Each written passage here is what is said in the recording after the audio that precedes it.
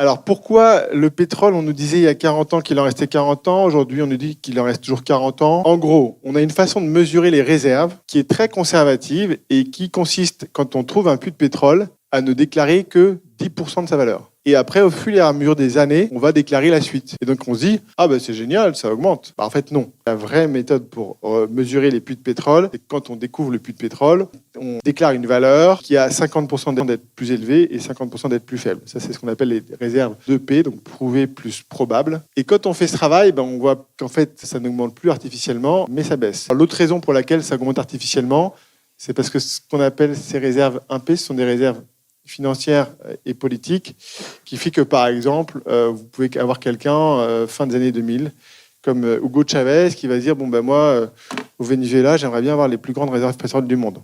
Ah, d'accord. Et alors, qui est l'autre principal producteur, qui a les principales réserves? Ça s'appelle l'Arabie Saoudite. Ah bon? Combien ils ont? Ils ont 260 milliards, monsieur Chavez. Très bien.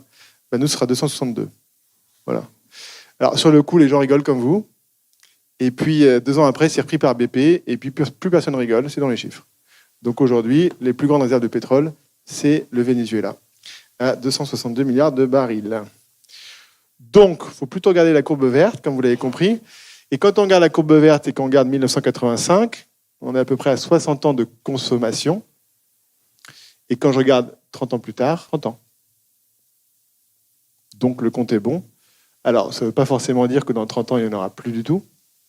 Par contre, il est possible que, vu qu'on découvre de moins en moins de pétrole, par rapport à ce qu'on consomme, on ait une contrainte qui arrive sur le pétrole. Et alors, figurez-vous que cette contrainte est d'ailleurs peut-être déjà derrière nous.